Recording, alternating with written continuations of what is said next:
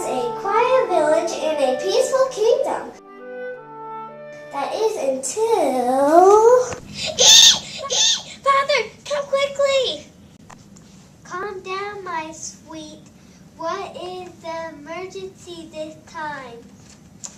My nail! I broke it and it looks horrible. Exhausted Mr. Miller seriously wondered about his only daughter's future. She was 2 years past the age to marry. Would she be under his roof forever? Do you need to do your nails at this hour? I heard a creaking sound on the stairs.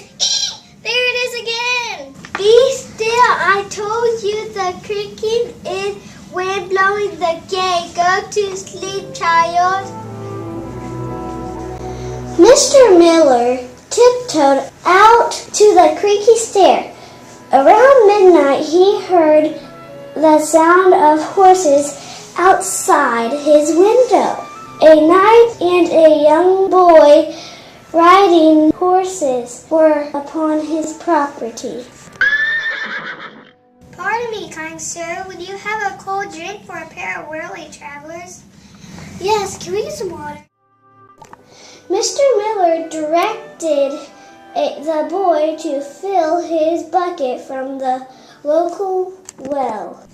What causes you to be roaming about at this dark hour, sir?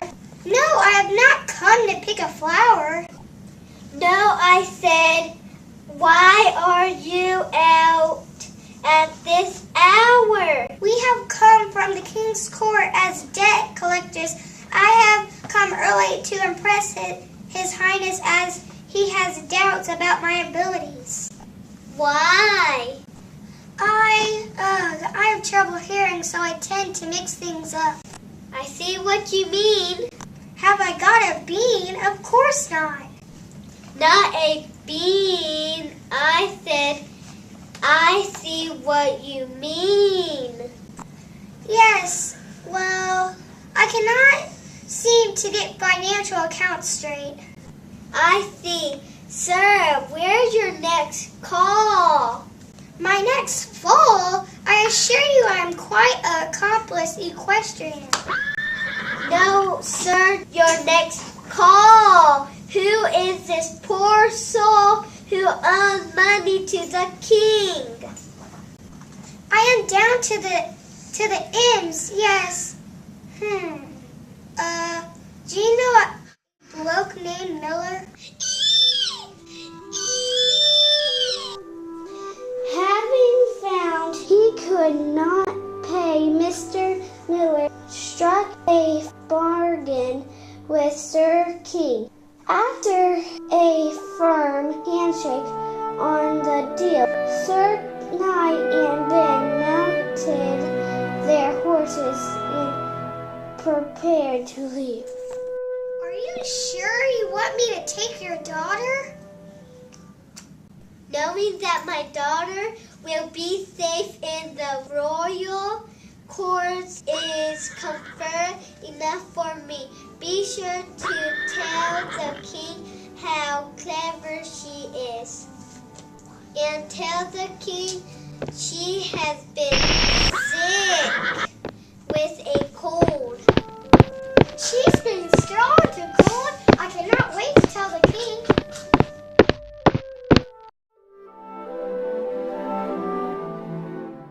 Mr. Miller paid me with his daughter? Yes, your highness. And see, her beauty is beyond measured, but her talents are measurable indeed. No need to shout, Sir Knight. What are you trying to tell me? She can spin straw to gold. She what? Spin straw to gold?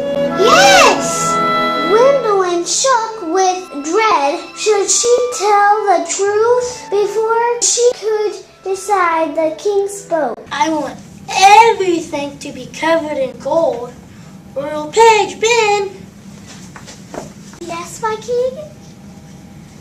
Bring fresh straw from the tables to take this fair maid to the cellar. Give her food and the finest spinning wheel in my kingdom. Hurry! Let us go now. Poor frightened Gwendolyn followed the young man to a dark room in the castle cellar. Can you do it? Can you make gold? Of course I can. Well, I really... No, I do not even know how to use a spinning wheel. I shall never be free. Do not cry. I will help. Stop that noise making. My ears hurt. Can you not see that I'm trying to sleep? Who is there? Show yourself now. Stop staring. Have you never seen a cellar dweller? This is my home. Get out now. I would, but the king ordered me here. I must spin this straw into gold. But I do not even know how to spin it. Eee! Stop shrieking. If I spin this into gold, will you stop that terrible shrieking? Yes, will you help? Please, if the straw is spun into gold, the king will let me go. In that case, what do you want? What I want most in life is to have a son. There are no cellar trolls for me to marry, so when you marry, you must give me your firstborn son. You want me to do what? I cannot give you a child? Then stay here forever. I'll find another cellar to live in. No, don't go. You must help me and spin the straw into gold. Only if you promise to give me your firstborn son. Oh, nobody will ever marry me anyway. Yes, I will agree. Done. I demand complete silence while I work. The troll worked feverishly at the spinning wheel. Gwendolyn remained quiet. The next morning, Sir Knight entered the cellar to check on the maiden's progress. When he saw the basket piled high with broken and bent threads, he panicked. Oh no! What if the king discovers this mess? He said no flaws, no flaws. Don't worry, Sir Knight. That is just the bin where I pull all the rumple pieces of gilt cloth. It's the Rumple-Gill bin. The what? The clump of mold tin. Are you out of your mind? We need gold, not mold. It's the Rumple-Gill bin. The lump of coal bin. Oh dear me. If the king sees this, I will be exiled. He demands perfect gold, not coal. Hide it. Never mind. I shall hide it under the stairs. Here, Sir Knight, is the roll of gold cloth. It's beautiful. The king will be pleased. He is on his way to review your progress. Oh, he is here now. Is that my golden cloth?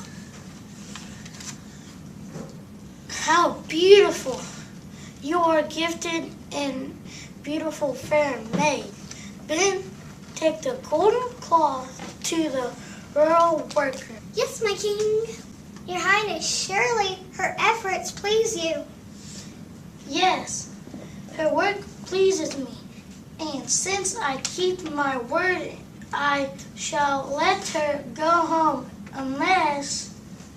Unless? What, Your Highness? I did what you asked. I was wondering if, well, will you be my queen? Your what? Yeah! When she awoke, the king already had a royal wedding.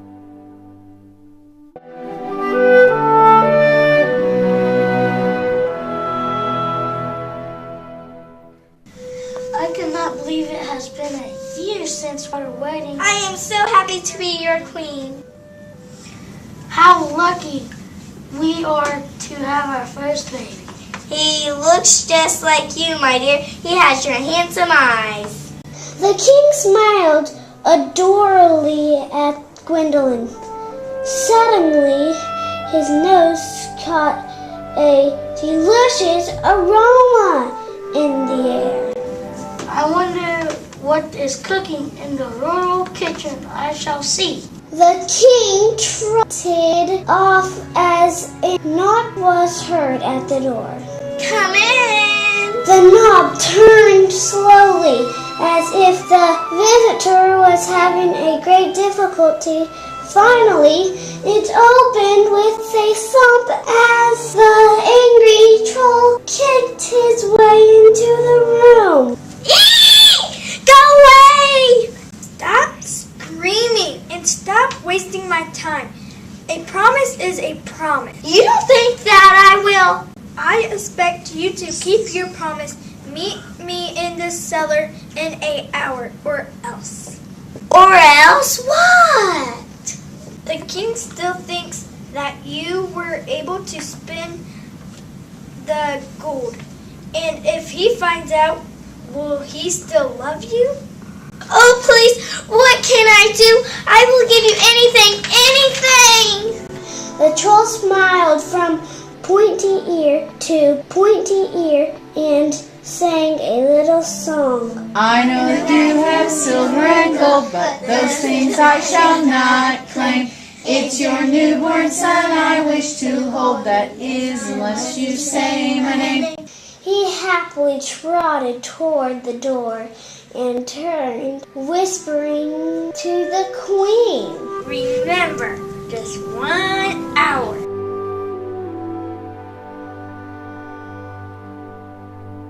No one knows his name? Please, someone must have an idea. No, I do not. I don't think he has a name. I think it is just a trick.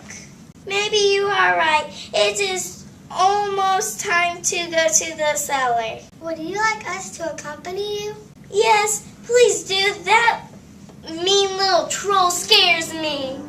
The queen knocked at the cellar door, but when he pushed it open, Ben looked about the room. I do not see him anywhere. The troll jumped out from behind the splintered staircase. I have waited long enough. I am here, Henry, Albert, Wallace, Edward, William, Charles, Thomas, David, Dan, Bob, Ted, Sam. The troll was delighted with his name game and danced merrily as he sang the now familiar tune.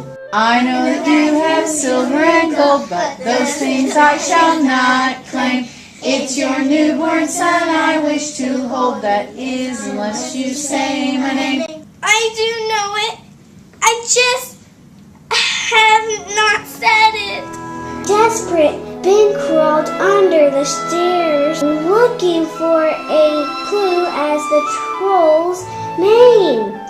He stumbled over the bin of rumpled threads that had long ago been hidden away.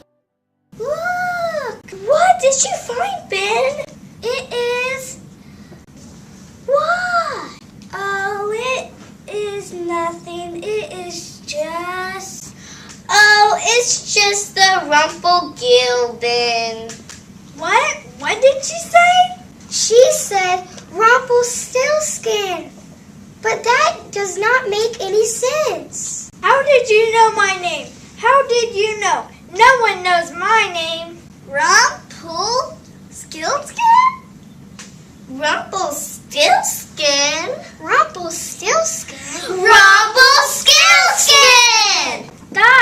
Stop saying it. Rumple-Stilt-Skin was delirious with anger. He began screaming and stomping his feet. During his fit, smoke began to blow from his tiny shoes. This made him even angrier, and he began to stomp even harder. Suddenly, Rumpelstiltskin burst into green fog. Oh my! Where did he go? He is not here! Yes, I agree. Let us have a cheer. Hip, hip, hip, hooray! Relieved, everyone danced for joy. Rumpelstiltskin's shrieky voice could still be heard.